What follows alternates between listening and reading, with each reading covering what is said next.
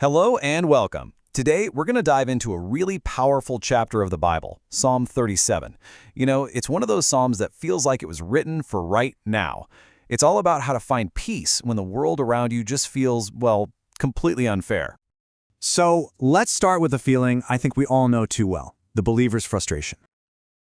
Really think about it. It's such a tough question, right? You're trying your best to do the right thing, to live a life that honors God. And yet, when you look around, it feels like the people who are cutting corners, the ones who are ruthless and just don't care, they're the ones getting ahead. It can be so maddening. And you know what? This psalm speaks directly to that exact feeling. And right out of the gate, God gives us this powerful, direct command. Before any long explanation, the very first thing he says is, "Fret not thyself because of evildoers, neither be thou envious against the workers of iniquity." It's like he's saying, stop, right there. He's calling us to break that cycle of anxiety and anger and envy before it even gets a chance to take root. Okay, so if we're not supposed to fret, what are we supposed to do? Well, the answer starts with a huge shift in perspective. And let's be real for a second.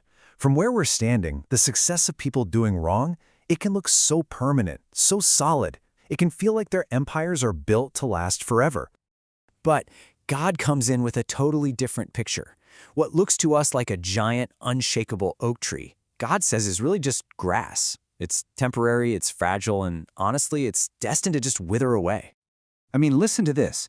"For they shall soon be cut down like the grass and wither as the green herb." What a picture that paints, right? That success that looks so huge and permanent is, from God's eternal perspective, just as temporary as a blade of grass on a hot day.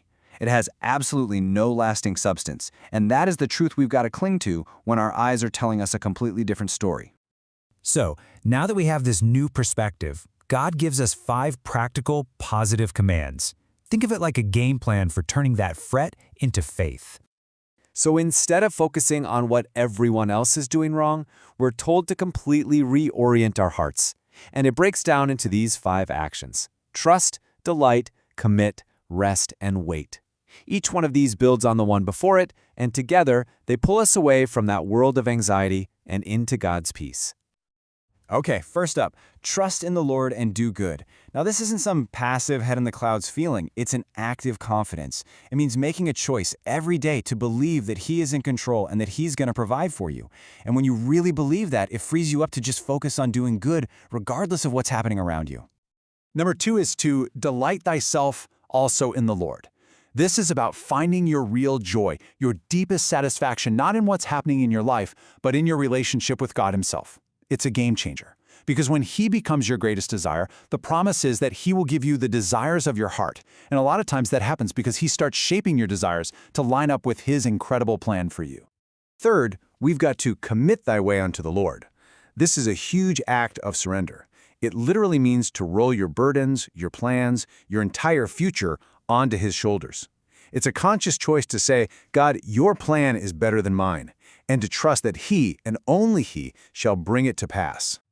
All right, number 4, rest in the Lord and wait patiently for Him. Wow, in a world that is constantly screaming at us to hustle, to worry, to strive, this command is so radical. It's a call to just be still, to find a quiet, trusting peace in His presence, and be confident that His timing is absolutely perfect and He is working things out. And finally, number 5, wait on the Lord. Now, this isn't like waiting in line at the grocery store, just passively standing there. This is an active, hopeful expectation. It means living with this confident assurance that God is going to act, that He will bring justice, and that He will always keep His promises to those who follow Him. So, when we do these 5 things, the Psalm shows us something incredible. It shows us the end of the story, this huge contrast between 2 destinies. It's what we could call the great inheritance. And here it is, laid out as simply as it gets: 2 destinies. On one side, you have the wicked, and their end is that they shall be cut off. But on the other side, you have the righteous, and their promise is that they shall inherit the earth. You can't get a clearer contrast than that. And the Scripture makes this promise crystal clear. "For evildoers shall be cut off, but those that wait upon the Lord, they shall inherit the earth." You see the point. While some people are scrambling and grabbing for these temporary little pieces of the world, God is promising the whole thing, the entire earth, as an inheritance to those who just patiently wait for Him. So what this psalm really does is it maps out a journey for us, a journey that takes us from fret to faith. And this verse, man, it just wraps it all up so perfectly. Rest in the Lord and wait patiently for Him. Fret not thyself because of him who prospereth in his way, because of the man who bringeth wicked devices to pass. It's the whole message in a nutshell. The antidote, the cure for all that fretting is resting and waiting. It's a final, powerful command to take our eyes off the temporary success of the world and lock them onto our eternal, faithful God. We really hope this journey through Psalm 37 has been a huge encouragement to you. Just remember, the key to peace is simple: fret less and trust God more. This devotional was brought to you by the You Need Faith in Jesus team. Thanks so much for joining us.